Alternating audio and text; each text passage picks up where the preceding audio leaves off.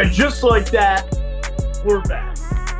It's Future Section 400. Matt and Brian in the tag team two-man show tonight. Jack, honestly, I don't even know where Jack's at tonight, but he's off doing something. We're going to hold the show down and hold everything together for this action-packed winners and losers, college football recap, previewing the 5 biggest games on the NFL slate this upcoming weekend. And you thought it was gone. But we're going to end the show with a little Mike of the Week action. I know that makes Brian happy as hell to get it back involved. So we got Mike of the Week to end the show. I know everybody out there was looking like, where's Mike? Where's Mike? Yo, where's Mike at? Mike of the Week's back at the end of this one. I know I seem pretty fired up, and I shouldn't be, because my Eagles took a loss on Monday night. I'm part blame. I know everybody saw the clip. Brian loves to drag me through the mud in the clips. I jinxed the Eagles. I said they were 2-0 before the game even kicked off. I was on my high horse. The Giants lost. The Jags lost. I was fired up. There was no way I thought the Falcons were coming in and winning a game in Philadelphia. But they did, even though they shouldn't. Saquon Barkley dropping that pass would have sealed the game. It's not then maybe this would have happened. No. The game would have been over. Instead, drops the pass, stops the clock. They have to kick it. And not only was it trickle down the field, 2 bombs Kirk Cousins throws to get them to the 20-yard line with so much time left. The Eagles almost had enough time after the Falcons scored to go back down the other way. That's how bad the defense was. Falcons win. I'll take part blame. But my silver lining here, and we'll get Brian's reaction here in a second, but my silver lining, it's early in the year, Howie has plenty of weeks to get on the phones, get an edge rusher, get a pass rusher, get somebody in here to help. Early wake-up call. The team just got slapped in the face. Let's see how they respond. Last year, they collapsed at the end of the year. We'll take the slap of the week or slap in the face here early in week 2. That's the first part. And we'll just see what happens. I don't love that we have to now go down to New Orleans and play the hottest team in football in the States. I don't love that we have to follow that up and go to Tampa Bay to play who's arguably the MVP top candidate right now in Baker Mayfield. That's our next 2 weeks. Then we go into a bye. Then we play the massage specialist, Deshaun Watson, at home after the bye. So, yeah, a lot going on for the Eagles. I got the Phillies hat on because they're about to clinch the playoffs tonight. Brian's Mets, we'll get into that. But, Brian, your instant reaction to everything I just laid out and what unraveled on Monday night. Yeah, I mean, before I get into what unraveled on Monday night, I got to unravel everything you just said because that was a lot. First, I'll address the clip. That was Mr. Jack's idea, not mine. So you can blame him for dragging you through the mud, as you said. And I believe, rightfully so. I figured it was one of you two. It had to be, but that makes even more sense now. I believe he hopped on a flight to try to track down the Jags charter because he's so mad at them right now. So he's talking to Dougie P, trying to get them fixed. So that's where he's at right now. Second thing, I don't see Devin Singletary dropping passes so far. For the Giants may be 2-0, but he's not dropping passes. You mean 0-2? 0-2. Yeah, I said maybe that's just wishful thinking on my part, thinking they're 2-0. Probably. But about that play, you're in a 3rd down and 3. Like you said, the clock stops when you throw the ball. You have the tush push that's worked 5 times in that game with Saquon Barkley. Run the ball with Barkley 1 time. He's going to get a yard. And on 4th and 2, 4th and 1, run the tush push and win the game. That's all they had to do. I mean, the fact they didn't run the ball, maybe they were trying to the play worked. Saquon Barkley was wide open. The pass hit him in the hands. It wasn't low, it wasn't high. I mean, he would have been able to catch that, turn upfield, and get that first down. The reason it looks so bad is because of the most important part. He dropped the ball. Yeah. It was really bad, too, because on that near touchdown they had, Hurts made the bad throw, and he kind of went back and caught it, and then Hurts got the tush push, and then Hurts makes a perfect throw to Saquon. I think I read a stat, too. He might have the biggest drop percentage of any running back the last couple of years, which may be on Daniel Jones. But leads the NFL. Yeah, that's crazy. couple other things. You got to be able to take the 3 points in the beginning. They went for it on fourth down. It absolutely crushed them that they didn't get it, and borderline lost in the game. I know you can look at so many different things on what lost and won the game, but not taking the 3 points there. Furthermore, they drove down the field, handing the ball off to Saquon Barkley. They get first and goal after beating him down, and then they have Hurts doing 5-step dropbacks on first and goal. Keep running the ball. Why are you fixing what's not broken? They could have run the ball 45 times on Monday night, and they would have won the game. And they would have won the game handedly, I think. Handedly. It probably, would have some of those field goals I guess they had or drives that just seemingly stalled out like crazy. Yeah, that's a test. I don't know I guess Kellen Moore's the guy who would take the blame. Jalen Hurts, why does he rush out to the right? Every time, I'm getting sick of it. It's through 2 weeks. He catches the ball, a little bit of pressure, and he rolls to the right. Step up in the pocket. Use your legs. You saw him use the legs a little bit at the end of that game because he's like, oh, shit, I have to go win this game because this will be really fucking bad if we lose. Granted, they lost, so it is really bad, but step up in the pocket. Why are you rolling to your right? Nothing ever good comes out of it. It's been interception, ball thrown out of bounds. No, the defense, you're shrinking the field. Step up in the pocket, man. Yep. Jalen Hurts in his last 7 starts now. And I know you might blame this on the collapse last year and the coaching staff, but he's 2-5, 8 touchdowns, 8 interceptions. Yeah, I mean, look, everybody can pick and choose stats that fit a certain agenda. It's his last 7 starts. I don't care. It's 5 of them are last year. They looked fine in week 1. The defense is a major issue. And look, no A.J. Brown. Like, that didn't even get talked about. There was no A.J. Brown, and they still put up 21 points. With A.J. Brown, you're telling me they don't score 30 points? I think they do. And I think you're lying to yourself if you think they don't. Yeah, maybe. But the issue was, well, I guess you can say if Brown's there, the passing game's a little bit better. But a lot of it better, dude. It opens everything up. I don't know. A.J. Brown is an all-pro 1,200 yard a year, 10 touchdown guy. There's no denying it's better. But I think it's just there's a root cause to this offense. I warned you about Kellen Moore in the preseason, and I said you're going to be kicking a lot of field goals. And when Nick Sirianni doesn't even take those field goals, then you go for it on fourth down and don't get it. That's a disaster in itself. Yeah, that's two negatives don't make a positive, dude, right? Yeah. If it's not fourth down and 1, might be some issues in Philly. Yeah, but that's enough of that. What do you do? Like Jalen says, man, you don't fucking stare at the shit after you take it. You flush it down the toilet. So that's in the rearview mirror. 1-1. Still only guy on the show that actually has a win, so I'll take that. And we roll into week 3 where we play the hottest team in football. Not looking forward to that. But why don't we get back into what everybody knows and loves, a little bit of winners and losers. How's that sound, Brian? Sounds great to me. Shouldn't SeatGeek give us a word, though? Oh, as always, winners and losers is presented by our friends at SeatGeek. The best time of the year is here. Football is back. And whether you're going to a game at Jordan-Hare to cheer on Auburn, going to the Link to watch the Birds, or going up to MetLife, not JetLife, Matt, to watch the Giants probably lose, you're going to want to go to SeatGeek, the official sponsor of the Views from Section 400 podcast. New users, $20 off your first purchase by using code VIEWSFROM400 at checkout. Again, new users, $20 off your first purchase to any football game, any postseason baseball game, anything you're doing this late summer or fall. Code VIEWSFROM400 at checkout. Thank you to SeatGeek, the official sponsor of the podcast. Like Brian said before, SeatGeek, it's winners and losers. And we will jump into it with Brian kicking us off with his winner and loser of the week. Brian, what do you got for us? Yeah, my winner of the week, I'm going to go over to the college gridiron. It's going to be every single fifth-year senior in school right now, sixth-year senior, or in the case of these guys, seventh-year senior.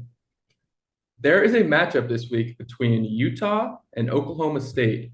The quarterbacks in that matchup are Cam Rising and Alan Bowman. Cam Rising is 25 years old. This is his 7th year in college football. Alan Bowman is 24 years old.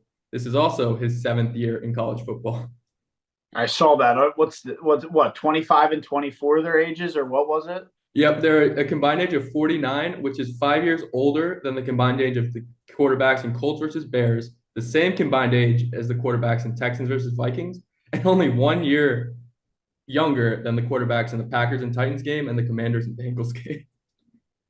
That's completely outrageous. Now, I do have to ask you, are you sure that wasn't your Mike of the Week? Now, no, my winner is going to be all the old students in college right now. The old, yeah, so they still can turn back the years. That's almost a Mike of the Week in itself. Yeah, it is a little double dip there. Little double dip there, but yeah, I mean, dude, it's totally ridiculous. I mean, COVID happened, and it's like the floodgates have opened, and everybody just has all this extra time to go play. I mean, that's wild.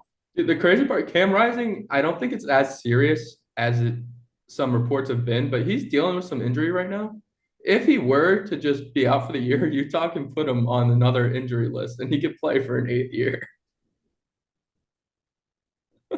I mean, clearly, it's not a safety issue, right? Because once you're over 18, it's just like, who gives a shit? So I guess it's fine, regardless of you can be 30 years old or 25 or 28 and play against anybody at the college level. And there's no safety concern. And if there's no safety concern, I guess there's no reason why they can't do it. Yeah, I mean, I bet Brandon Whedon wished he would have had NIL when he was in college for like 10 years. And these guys are just racking it up. They're not going to be good in the NFL. Why not just stay and drink your beers on Saturday or Fridays and Sundays and then play your games on Saturday? Which one was Brandon Whedon, the Oklahoma State guy? Yeah, I went to the Cowboys. Or no, he was drafted by the Browns, and then he was a backup for the Cowboys. He was on Oklahoma State, right? Yeah. And then but then he eventually did make it to the Cowboys. Yeah, I think he might have been a backup with Kellen Moore, tying it all back to the Eagles there. Yeah, you really are doing that, aren't you? Trying your best, I guess, would be the best way to say that. But yeah, why don't you give us a loser of the week here, dude, before I jump in? Yeah, this is a sad loser for everybody in the sports world. It's going to be Woj bombs. Woj bombs are gone. No more. Adrian Wojnarowski is moving on to be the general manager of St. Bonaventure basketball. Are the bodies back?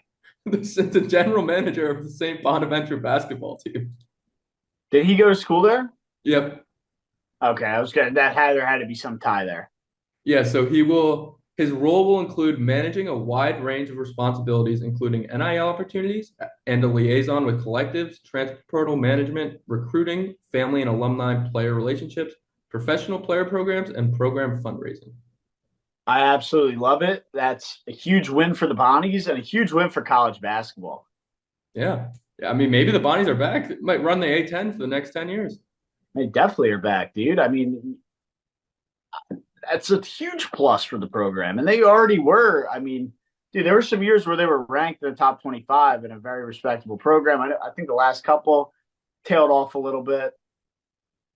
They had to have offered him a shit ton of money to get him to retire. Yeah, it had to be a bag. And yeah, I think they played Auburn in one of the preseason tournament championships. It was a championship or a semifinal. It was a pretty close game. So that program is still pretty good. But my question to you, when they have like an inactive player or a questionable player, or they make a big recruiting signing, does he Woj bomb himself and tweet about it? I mean, he doesn't have to send out a text and ask, or doesn't have to wait for a text to ask. I mean, he's going to know right then and there. And, source me, bro. It could be a pretty funny bet. Yeah. I mean, you got to understand. Nah, I think it's more going to be. So it's funny angle you take there, because it is true. It would be funny to have a Woj bomb, but I think it's more going to be maybe Andy Katz, Joe Lenardi, those type of guys are going to be texting Woj, getting the updates, and then they're going to be breaking news. Who's the other guy? John Rothstein. He's another guy who's on Twitter break. So those type guys are going to be texting Woj, getting the breaking news, and then breaking, dropping the bombs on Twitter for whatever Woj tells them. But it is funny to kind of think about that. Yep. And hey, the bracketology will be coming out in a couple months here, and St. Bonaventure might be a mainstay in that bracketology. It very well could be. I mean, we're itching closer, man. I mean, end of November, college basketball kind of starts. December ramps up a little bit with games every day, and then right around Christmas time, that conference play starts, and it's full speed ahead. So I can't wait. I get absolutely fired up for that. But I'll hit you guys with my segment here, the winners and losers. And I know I did it last time, but as the Eagles lost, I got to be a double loser this week because nothing won my week. I'm pissed off all week, dude. I'm not happy all week. So my first loser of the week is just going to be injuries in general. You're ruining the game of football. You're ruining the NFL. Please stop. Sincerely, everybody. There was a 15-plus list of players, good players, all pro players, who got injured and now are set to miss not only maybe a game, 2 games, but significant time because of these injuries. Please, the injury gods, you're ruining everybody's time here in watching football. I don't need to see third stringers by week 6. Yeah, the league has literally become, and for those watching on YouTube, it's the Space Jam, Michael Jordan looking at the bench, and the whole Looney Tunes are just on the bench, like in just shambles. That's where we're at. I mean, Isaiah Pacheco, I know you had him on your fantasy team. He's out 6 weeks now. A.J. Brown, we already talked about. Deebo Samuel's going to miss time now. The quarterbacks are down. Tua might retire. Like, it's just the league's in a bad state. It's horrible, man. It's horrible. What are these guys doing over the summer? Well, I know Pacheco's was kind of a freak injury. But, like, come on, A.J. Brown tweaking his hamstring in a Friday practice? Like, how does that happen? All 3 of our teams in Section 400 got bit by the hamstring bug. You had A.J. Brown, Graham Gano, and then, of course, Evan Ingram in pregame warmups, and the Jags go out and lose that game. It might be the preseason, 3-game preseason, and they're not playing. Yeah, that's actually a great point. I want to see them out there playing all game. All game. Might help. But my second loser of the week, and we kind of obviously I opened it with the Eagles. Won't be the Eagles, but just Saquon Barkley, man, for dropping that third down pass. It can't happen. It's inexcusable. You're getting $14 million. There's so many things that go down the list. The ball was in your hands. You had so much room. The guy wasn't right up on you. The only thing I'll say is he admitted it and owned up to it. Saquon Barkley, that was arguably the easiest pass of your life. $14 million a year, man. Win or lose that game. I mean, that's the win or loss right there. After everything that happened in that shit show of a game, the win is right there.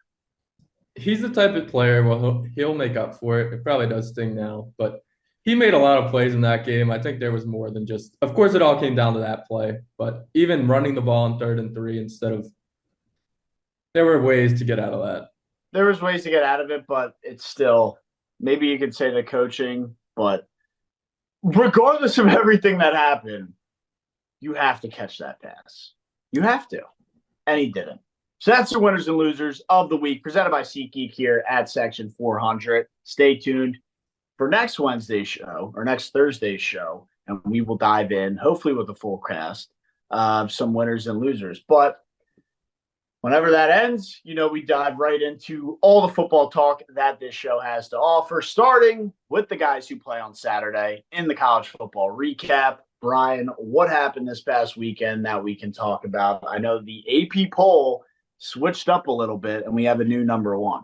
We do have a new number 1, but that new number 1 may have lost their starting quarterback. So Texas moved up, partly because of UGA, who we'll get to, almost lost to Kentucky. They beat UTSA 56-7, but the quarterback for the second half of that game for Texas was not Quinn Ewers. It was Archie Manning. Quinn Ewers is dealing with an abdominal strain, and apparently he's week to week. You never really know with the college injuries. They're very ambiguous about them, and I mean, rightfully so.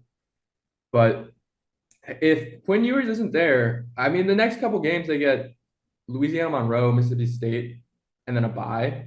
So 3 weeks should be enough for Quinn Ewers. But even Mississippi State, they're at the basement of the SEC. But if Arch Manning isn't looking great, that could be a closer game than they want. But doesn't he look like lights out? I thought Arch Manning's supposed to be the prodigy. He is, yeah, and I'm hoping he's a Giant in 2026. But he's still, this is his first couple starts. Hey, Hank Brown and Auburn, who also get to, looked amazing, but I am kind of worried to see him once we get to SEC play. So if they don't have Quinn Ewers, I don't know if this is truly the number one team in the nation. Yeah, we will wait to see. But I mean, Georgia didn't look great themselves, squeaking by, winning 13-12. Kentucky was plus like 1,200 on the money line in that game. That would have been a crazy cash if they were able to pull that one out. Yeah, thank God Georgia has a good defense. There were the same amount of points scored in this game as players and staff cited for traffic violations at the University of Georgia since January 2023. Listen, for some reason, Kirby Smart's teams do this like every year. They go on the road early in SEC play. Auburn almost beat them last year when they had no business. I mean, we just saw Peyton Thorne get benched, and he almost beat Georgia last year. And I feel like they did it at Kentucky a couple years ago too. For some reason, they just can't get up for these early season SEC games, and it hasn't bit them yet. But if they keep doing this, eventually they're going to lose like a Vanderbilt or a Kentucky or someone they have no business losing to. I can see Kentucky, but let's pump the brakes with Vanderbilt. They have a Diego Pavia, transfer from New Mexico State. They're actually a decent football program this year. Now, decent meaning better than complete ass. But they might win 4 games. They might win 4 games, which is decent in there, compared to what? Didn't they haven't won like an SEC game in years? Yeah, their basketball team barely won an SEC game this year too. They're just, I don't know what's going on down in Nashville. It's an academic school. Yeah, that's a good way to put it. That's a great way to put it. But you start talking about Auburn. They flipped up their quarterback room. They have a new starting quarterback for the rest of the year. Peyton Thorne starting this weekend or whenever they play next. What's the update there? Yeah, it'll be Hank Brown going forward for now, at least. Redshirt freshman. He looked great. He played well in the Music City Bowl in mop-up time when they were getting blown out last year. But then he played very well in his first start this past weekend. And I tweeted about it. If you want to go check us out on Twitter, I'm pretty sure I retweeted it from our views account. But he had a perfect 50-yard throw with Auburn trailing in that game in the first quarter, like still very nervous. And it was right on the money, something Peyton Thorne just didn't do. So I have a lot of faith in this Hank Brown kid. He's only a 3-star recruit, so the talent might not be there. But if he can make good decisions, Auburn might win some football games. Auburn has 5-star talent at the receiver position. Peyton Thorne couldn't get him the ball. Maybe this new guy can. Yeah, if you can just – I think his time to throw was 2 seconds last week. If you can get the ball out that quick, these receivers will make a play for you. 100%. I agree. And some Peyton Thorne just couldn't get down, dude. No, I don't know what it was. He was just – his decision-making was terrible. I agree. But Tennessee leapfrogs Mizzou, who I think it was a little tricky for Mizzou this past weekend. Tennessee, that defense looks lights out, and the offense almost looks better. Tennessee taking on Oklahoma. Oklahoma's first ever game in the SEC, and they got to play that Tennessee team. I mean, that's a game of the weekend this upcoming weekend. Yeah, I don't know how Jack is going to feel about this. But if the Tennessee Volunteers take down the Oklahoma Sooners on Saturday, I may have to bring up a discussion to have the Tennessee Volunteers be the official Views from Section 400 college football future of the year. I think this offense is unstoppable. And like you said, this defense is very good. And if they can show they can win games in the SEC, I really like their chances to win it all. When did we give out the Washington future last year? It wasn't until late October. I think it was later on. So you're already ready to drop a Views future. Maybe it'll just have to be my future. We could take some time for the Views future. But I'm just saying, if this team can look good in SEC play, I have a lot of faith in their talent and their ability to just score and stop teams. I don't know. They look really good. They do look really good. Borderline unstoppable. Let's see what happens Saturday night when they take on the Sooners from Oklahoma. But another team that's interesting, I think they were ranked 23 to start it off, all the way up to 8 in the AP poll, is the Miami Hurricanes. They got too cool for school quarterback, playing with a lot of swag. And yeah, are you all in on Miami? They got to be the lock to win the ACC. Think they have a tougher game than probably they even think, especially with Mr. Too Cool for School at quarterback against South Florida this weekend, playing the Bulls, who brought Alabama basically down to 4 minutes to go, and then somehow let up like 5 touchdowns to Alabama. But I think South Florida at home, place probably going to be rocking. That head coach gets fired up for whatever reason. Are they on upset watch this Saturday or what? I don't think so. I think this team, I don't even think. I know this team has come a long way since we squad rode against them on Bull Miss last year and everyone took Rutgers. It's insane the turnaround that we've seen down there. And like you said, it is an in-state matchup. I don't know if it's a rivalry or not. I don't know if you can even call it one, but it's a big game. They're good. They're really good. You're not taking the South Florida Bulls plus 550 at home under the lights. What's the spread on that? They're plus 550. They got to be like the money line's plus 550. Oh, it's 16.5, I think. Okay, I can see them covering the 16.5. That's a big number in a rivalry game. But that is a big number. Then again, I gave out Oregon State against Oregon in a roundtable last week, and they got absolutely destroyed. So I don't even know. But Cam Ward is a dog, and I think he can take this team to at least the college football playoff. Yeah, they're looking primed to do that right now. I know you want to talk about the Patrick Mahomes of college football, Dylan Raiola, Nebraska. Matt, I put it on Matt Rule, man. That guy has revamped and rejuvenated that program. Yeah, I wonder if the Panthers are wishing they held on to him. Maybe not. He might just be a college guy, Yeah, but Dylan Raiola is a great quarterback, and I don't know why he's doing all this Mahomes stuff. He doesn't need to. He's going to be a number 1 pick if he keeps up this trajectory until he's a junior. And he even said it's not intentional in a press conference when someone asked him about it, which, just own up to it, man. I don't know what you're doing. He's doing everything Mahomes does. Even the pregame, run down, jump up in the air, and scream at the crowd. Come on, man. Yeah, number 15, same facial hair, same accessories with the towels and the arm sleeve. And I don't know. The only way he'll be able to convince me he's not completely mimicking Patrick Mahomes if he comes out and supports a candidate in this presidential election. Because that's something Mahomes refused to do. Although his wife seems like a big Trump girl. So really? Yeah, she's in a little bit of beef right now with Mrs. Swift because she came out and endorsed the other one. So that's a whole nother rabbit hole we don't have to get into. We don't need to get into that. I know we talked about Auburn already, but you're kind of sold on Hank Brown, huh? I am. I'm a little worried for this week. It is home, and it's the homecoming game.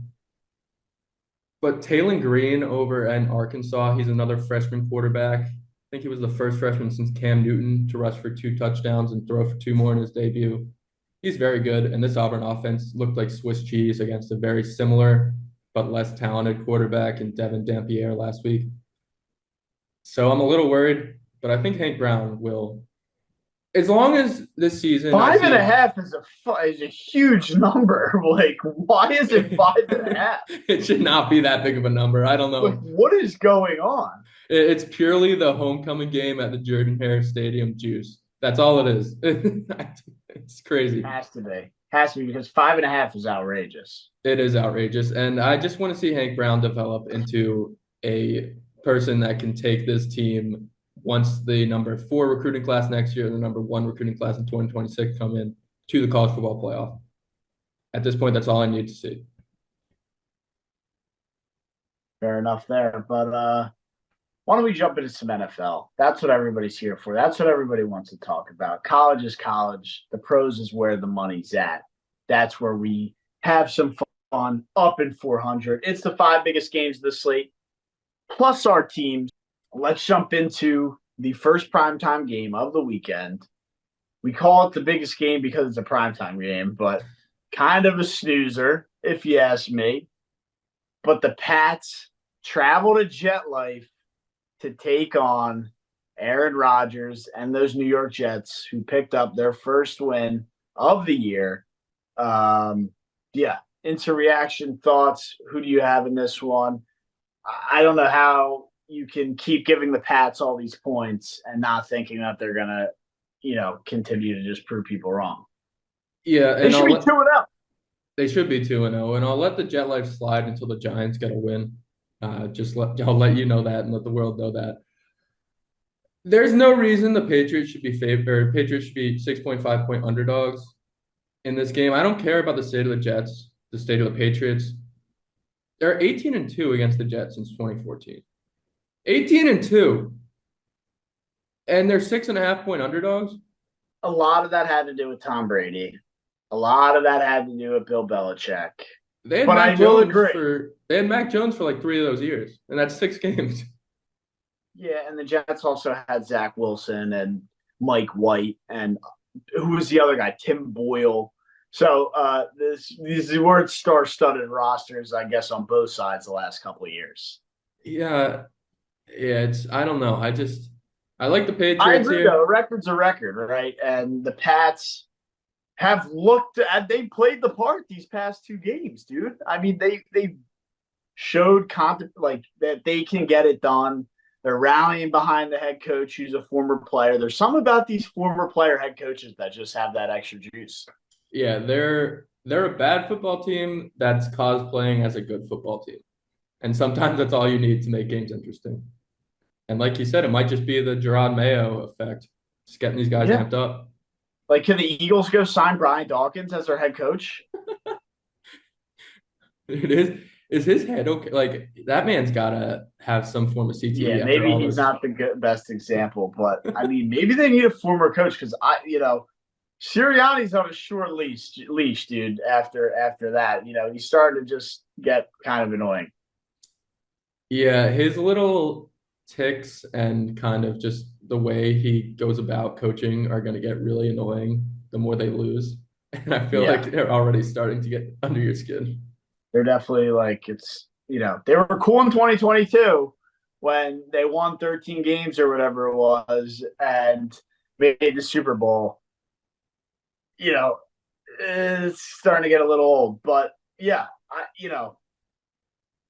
this one, I don't know how you at 6.5. Dude, you can buy a point, get 7.5.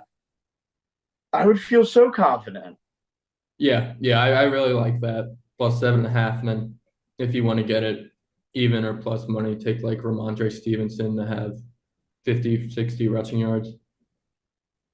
I think Ramondre's getting in the end zone again.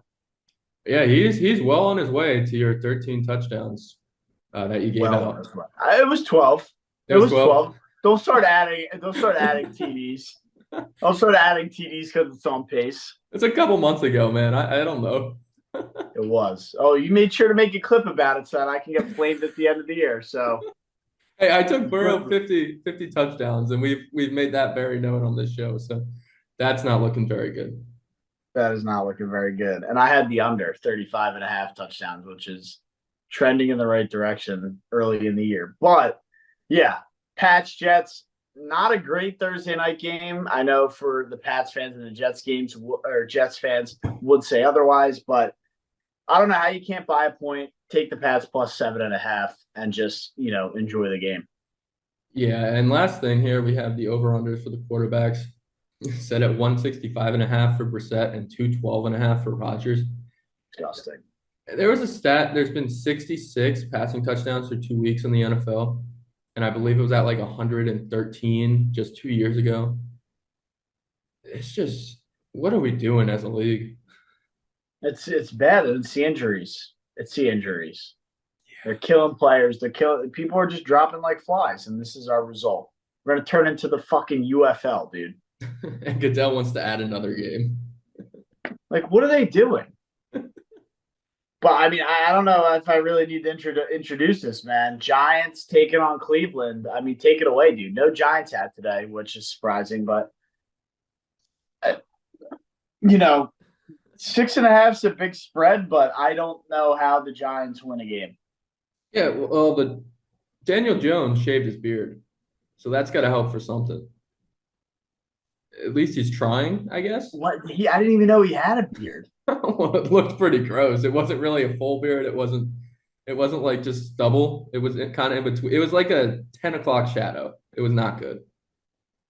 But yeah, Malik Neighbors is banged up because he had 18 targets in the last game, and they were just spamming him, which is kind of what you have to do if you want to win games. But it's gonna have him having hurt I mean, it legs. almost worked. It did almost work. It almost worked.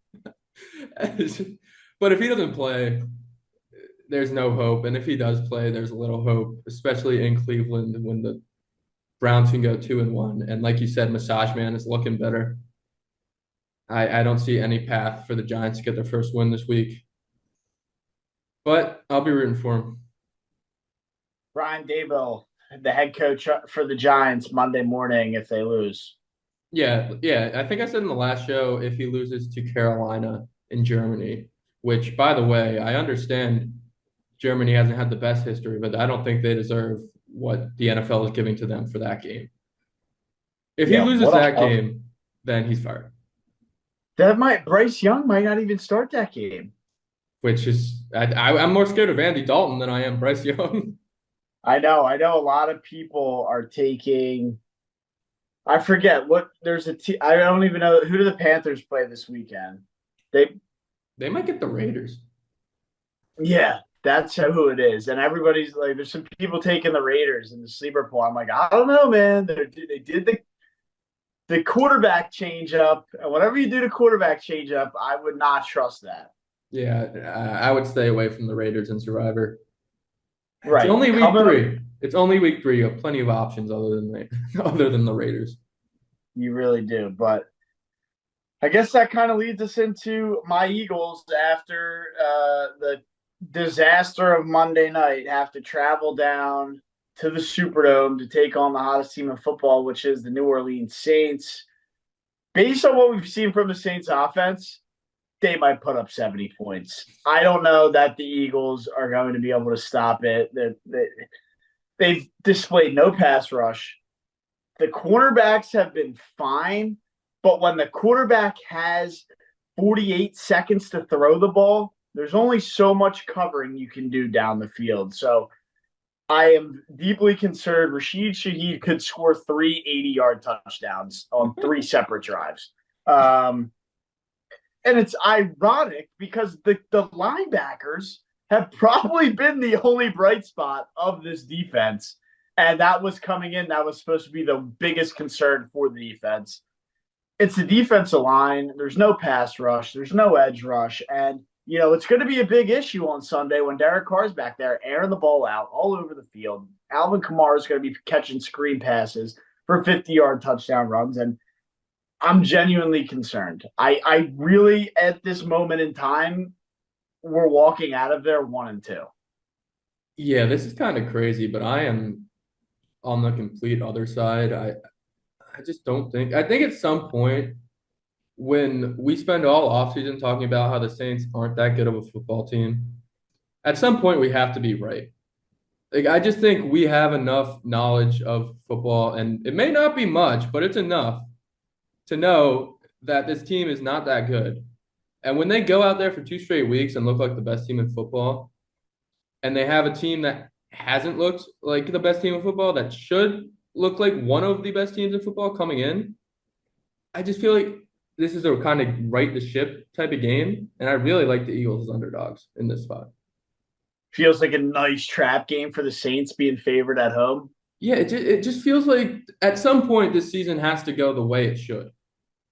And it feels like it starts with the Eagles beating the Saints like we thought they would. Well, I appreciate your optimism, but I myself am not optimistic. Yeah, I mean, I hope the Saints beat them by 50. But I just think the Eagles will win this game. Hopefully, again, you got to remember no A.J. Brown, so that offense I don't imagine is going to look too good.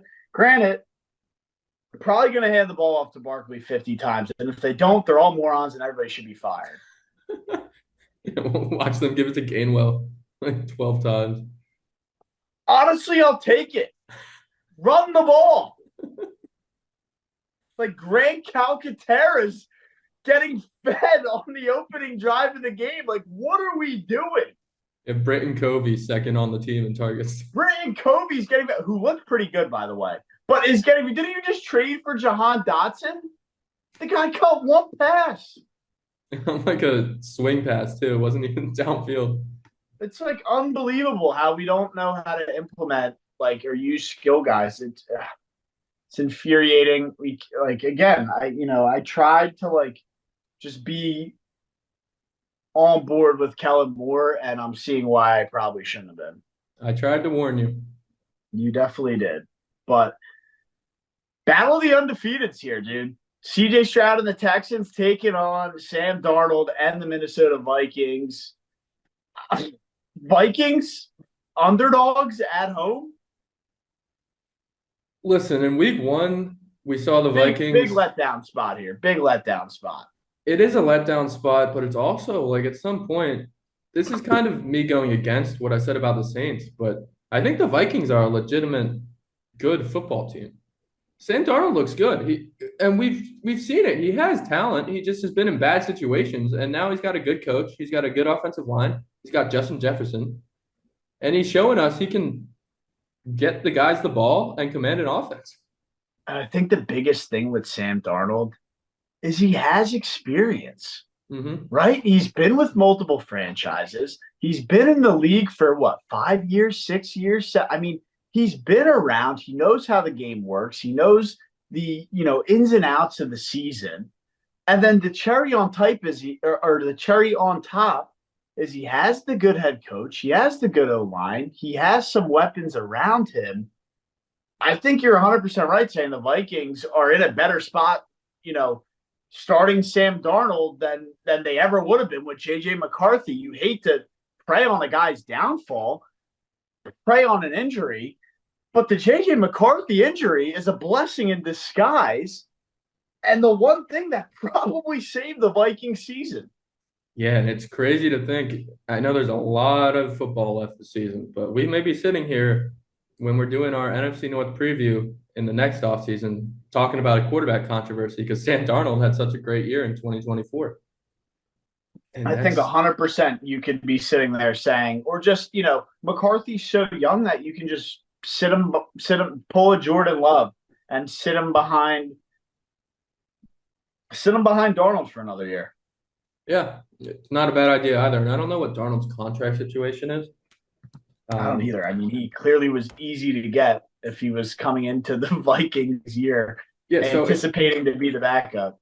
He is just on a 1-year deal, which is honestly perfect case scenario for the Vikings.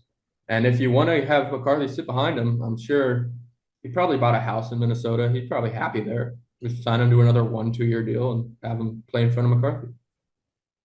Yeah, I mean, still super early to think about any of that.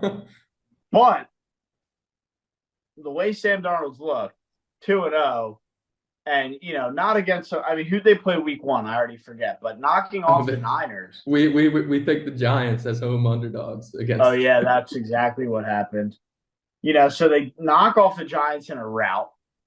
Handedly, I mean, they were up big on the Niners. I guess the Niners came back a little bit at the end, which made it a lot closer. But the Vikings out of nowhere with Sam Darnold. Who the hell would have thought? I mean, shit, it's 2024, man. Why do I act surprised when these crazy things happen? It's a weird year. And a very weird football year. But I will give some love to the Texans. They've looked good. CJ Stroud showing no signs of a sophomore slump here. I know Joe Mixon's a little banged up, but they got guys there. Cam Akers looked good, which is something that never happens. So maybe D'Amico Ryans made him have a career renaissance. But yeah, Nico Collins is a dog. I like the Texans a lot. Quick pick. You roll with Darnold and the Vikings at home? Ooh, so this is actually, I don't know if I could pick a side here. I do like the Vikings, and I'll take a play out of your playbook here and buy the point for 3.5. It's a great play. Um, People want to know, Brian, are you tuning into the Sunday live show? Unfortunately, I will not be again. I mean, you've missed 2 weeks now of the Sunday live show. The people want Houck's picks on Sunday morning, and they're going to have to wait another week. Yeah, you know what I can do? I can for all of you early birds out there, I guess it really doesn't matter because you can watch it anyway whenever you People want to. tune in for the picks, Brian. But I will be I'll have a reel up around 6 a.m. on Sunday with my picks, and you guys can discuss them on the live show. Unfortunately, I will be doing a full shift again on SiriusXM Fantasy Sports Radio. But I will have a reel up at 6 a.m. on Sunday with my picks. Beautiful. Something for us to interact with. I love it. But moving on here, keeping the show light and young. Bears taking on the Colts. Caleb Williams, does he ever get it figured out? I know there were some reports that came out that the offensive line isn't that good, and they're keeping him kind of banged up, which I think he's pretty sore, taking some hits in the first 2 weeks. Both of these young quarterbacks have not looked like they should. And I guess they're still, I mean, Caleb's in his third game. Richardson is in his fifth, sixth NFL game. But it's kind of a spot where which young quarterback do we see become the guy? One of them has to win this game. And it may be the defenses, but one of them has to go out there and have a good game, you would think. I think the Colts win at home. I don't hate that. Bears go 1-2. Yeah, and even furthermore, like who has the better season, Anthony Richardson or Caleb Williams? I don't know that Caleb Williams is going to figure it out. I think I can get behind Anthony Richardson figuring it out. Yeah, it's just like Anthony Richardson has shown flashes where he's just looked like the best quarterback in the league, like that throw to Alec Pierce that everyone was just watching on their Twitter timelines all of last Sunday. Caleb Williams has not really had that moment yet. And No, I he know hasn't. it's early, but like at some point you're the number one pick. And I guess you're not Bryce Young, but people are going to be talking about you like Bryce Young if you can't figure it out in a few games. Is he not Bryce Young? He's got to be better than Bryce Young. I don't know, dude. He has not looked good.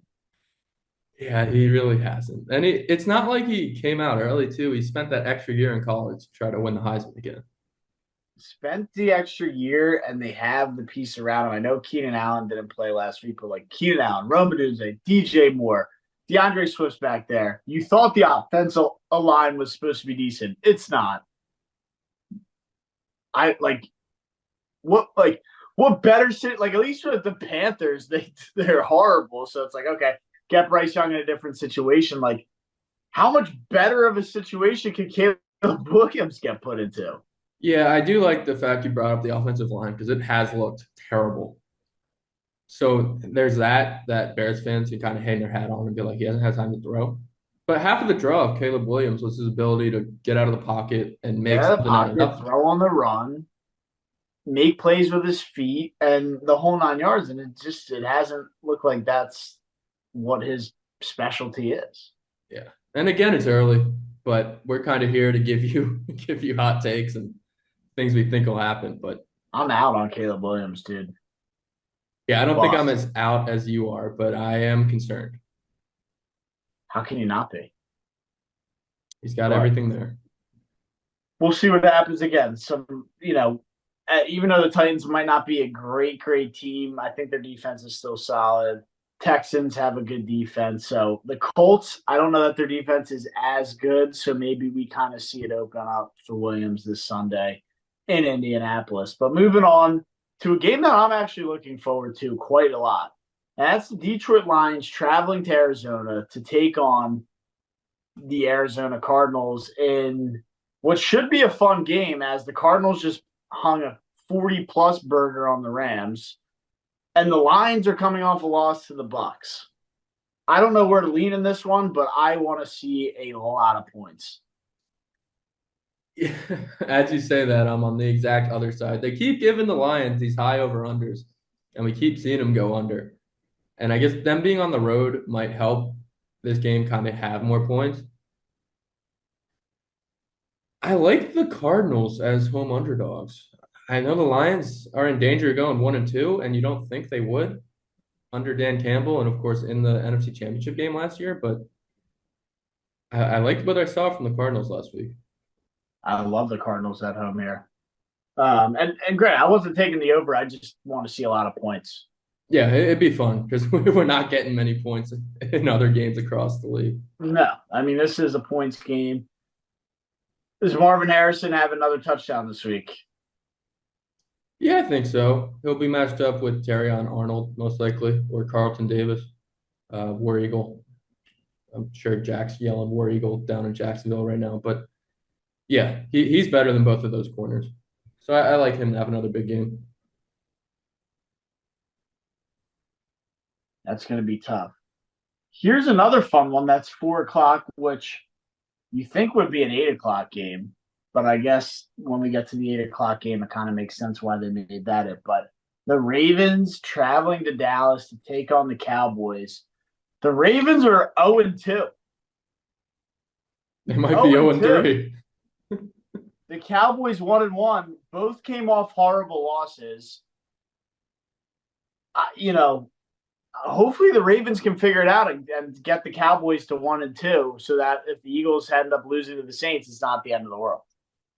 Yeah, I think the Ravens kind of did what the Bears did with Caleb Williams, with Lamar Jackson, is just get them as many weapons as possible. They bring in Derrick Henry. Isaiah Likely wants to be a big part of the offense now. And I think that's kind of stunted Lamar Jackson's ability to be himself. He needs to be the guy. Just take over a game, and he's actively trying to get the ball to Zay Flowers and Mark Andrews and Isaiah Likely and Derrick Henry and Rashad Bateman for some reason.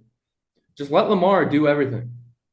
I know there's injury risk, but that's the best part of the Ravens is when Lamar's doing everything. So you got the Cowboys in this one because of that. Yep. Why is Dak Prescott showing you anything that you're going to be like, yeah, Ravens have a good defense? They do. And so do the Cowboys. They may not have shown it yet, but they should have a good defense. Again, it's week 3 now. It's time for things that should be to happen. And I don't know. The Cowboys at home, big game. They always seem to just pull something out of their ass at home. You've seen it with the Eagles traveling there. I hate to say it, but I think the Ravens go 0-3. Which is wild because we had them at like 4-1 when I asked that question of what's the Ravens record going to be after the first 5 games.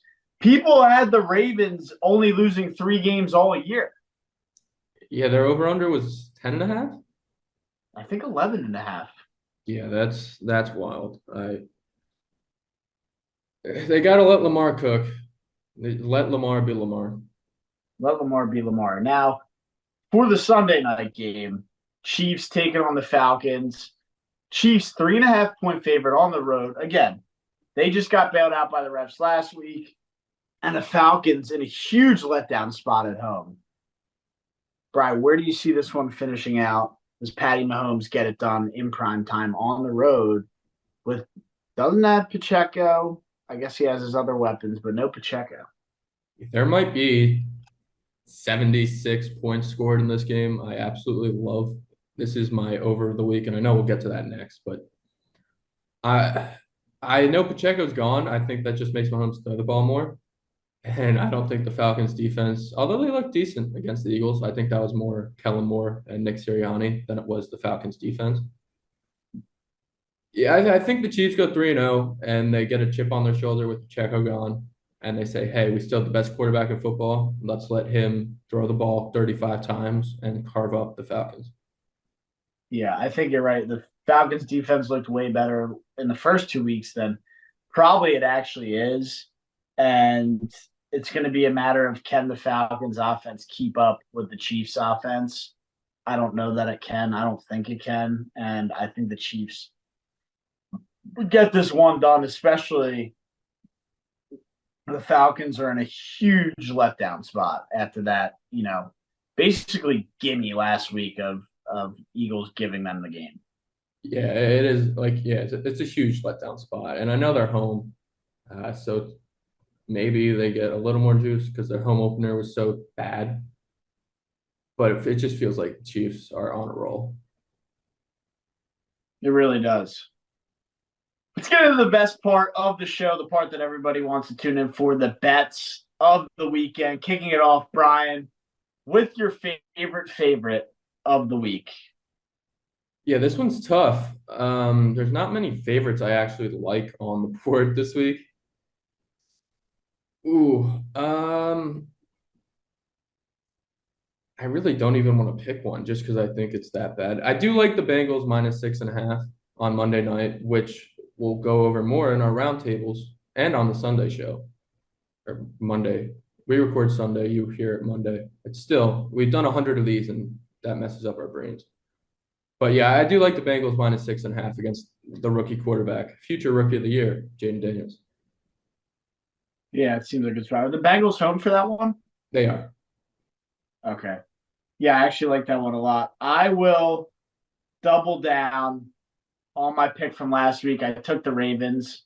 I'm going to take them this week against the Cowboys, -1.5. They're going to win by a field goal. Justin Tucker, 50-yarder. There's no way this Ravens team that everybody had going to the Super Bowl starts out 0-3. And 1.5, they're going to cover 1.5. I don't care. It's the Cowboys. I like the Ravens defense matching up against Dak. I think they pick them off 2-3 times. It's going to be a good game, dude, but I think the Ravens cover. Yeah, I don't hate that. I feel like the Ravens are in a bad spot. They're not in that bad of a spot. Yeah, they're not. It just If they lose this weekend, it would be like panic button mode. But favorite underdog of the week, Brian. What do you got for us? can't believe I'm saying this, but it's the Philadelphia Eagles +2.5, and their money line's probably +170 or something. So give me the Eagles. I don't know. It would be +170. If it's +170, that's great. Maybe +140. I think +140 sounds more accurate. But I think you said it earlier. Wait, no, maybe not. Yeah, I'll take the Cardinals +3.5 at home. I think their offense will be able to keep up with whatever the Lions have to throw at them. And I know we slated their defense as this like UFL like defense, but it's held up for what it's worth so far through 2 weeks. So I'll take the Cardinals +3.5 at home. Kyler Murray's got his mojo back, he's got his swagger back, and he's gonna lead that team to being 2-1. They should be 3-0. Yeah, they should be 3-0. They should have won that game week 1, and then obviously we'll see what happens. Tough start to the year for them. Got to play the Bills. Just played the Rams, which again they beat, but then now you got to play the Lions. It's tough. Yeah, get them all out early. So should be an easier schedule as the year goes on, but that division is tough. Yeah, it really is. But Brian, favorite over of the slate? Yeah, I mentioned it earlier. I think Patrick Mahomes throws the ball 35 times, puts up like 4 touchdowns. Seems like a huge game for him in the Dome. So Chiefs Falcons over. Yeah, the Dome spot is always really good. I don't know if I'll get bit in the ass on this one, but I'll take Bears and the Colts over 43.5. I think there's points in this one. The Colts defense not that good. It's in Lucas Oil. It's the best spot for the overs to hit. 43.5. Low number. Caleb Williams probably be able to figure it out. This could be another like 28-23 final. Yep. And these games, this should be a very fun slate. I can see a lot of these games going over, which I guess I'll knock on wood. But it should be a fun weekend of football. Definitely should be. Do you have a favorite under for us? I hate giving unders out, but I'll go Ravens Cowboys. 48.5 seems a little high. It does seem high for two defenses who have some firepower. The unders are always so tricky to give out, but I would be between the Pats and the Jets. or the Giants and the Browns. I'll give you two. Don't take them both, but pick one or the other. I think I would lead Giants Browns under 38.5. Yeah, that game seems like a 10-6. Yeah, that seems like a lot of points. What do we have left here? Oh, favorite prop. These are always fun. Yeah, I'm gonna go with Stephon Diggs over 46.5 receiving yards playing back in Minnesota. That's a very low line. I like that a lot for him back in Minnesota. Maybe even sprinkle a touchdown in there too. I'm going to go back to the wheelhouse that I did last year. He's been using his legs like crazy this year, and it's going to be Kyler Murray over rushing yards. I don't know the exact line. Maybe Brian can help me out, but I want to say it's going to be in the mid-20s, and he's been clearing that with ease.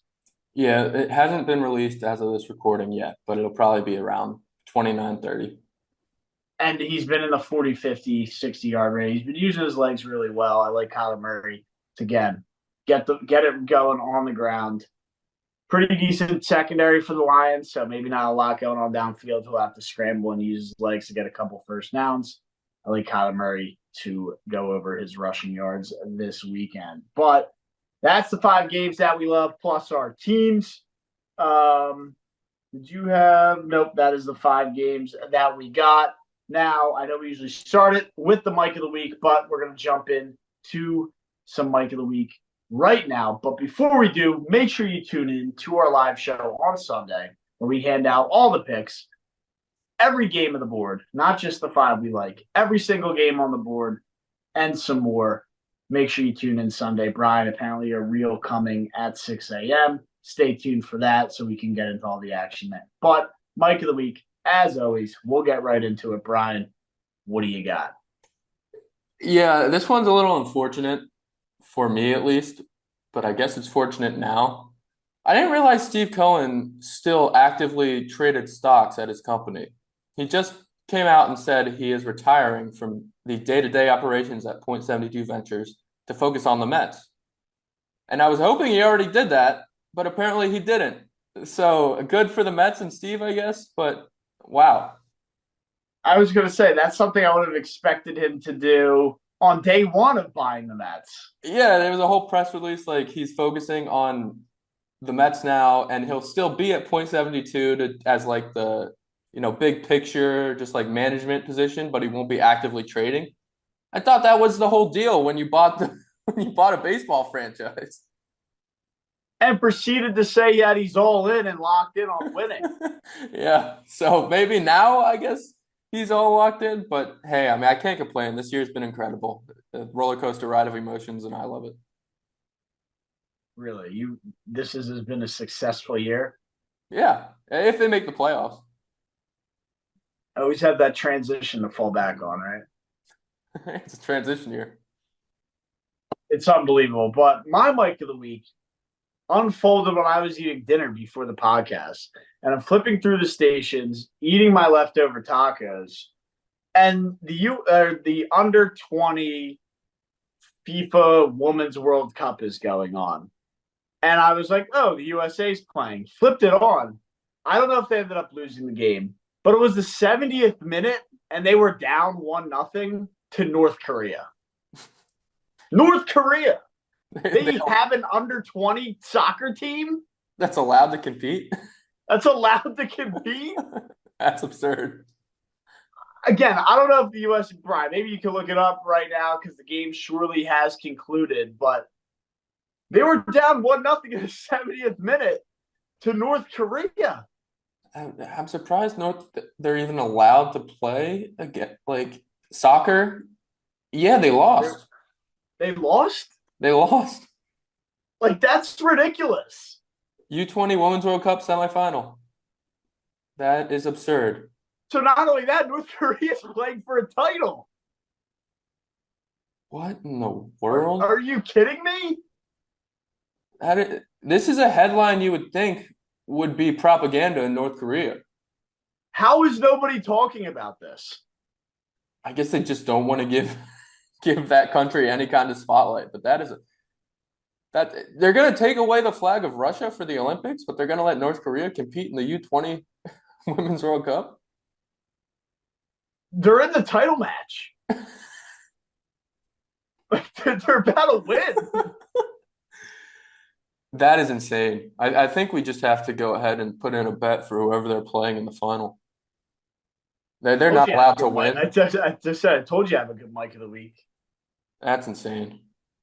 It's outrageous. I had to do a triple take. I had to make sure it was live. I was like, what is going on? And them making the final championship is a mic of the week in itself. Them how did they beat the U.S.? It doesn't make any sense. And What? I mean, maybe King John is feeding them 2 loaves of bread for dinner instead of just 1 now. Dude, it doesn't make sense in my head how they're able to compete, play, be in the fucking title match.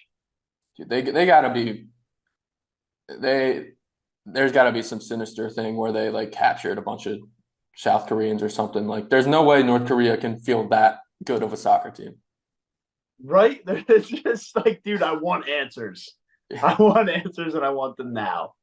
We need an investigative journalist better at their job than us to go and try to figure out what's going on in North Korea. Figure out how the under 21s of North Korea not only were allowed to play, but went on a run, beat the United States, and are now playing in the final for the World Cup. It just doesn't make sense. Doesn't make any sense. But wacky show today, a wild way to end it. That's all I got. Make sure you tune in this weekend for all the content we have every weekend. It's football season, and we're back. Make sure you use our code on SeatGeek. Get that $20 off at the stadium. Make sure you tune into the live show Saturday. Huge college football slate we'll be dialed into. Brian, you hopping on the college football live show Saturday? I'll be there for a little bit. We'll see Brian in there for a little bit on Saturday and Sunday morning. The NFL slate, it's a big one this week. You're not going to want to miss the picks we have Sunday morning for the live show. I'll see you guys there. But other than that, I'm out. Miss you, Jack.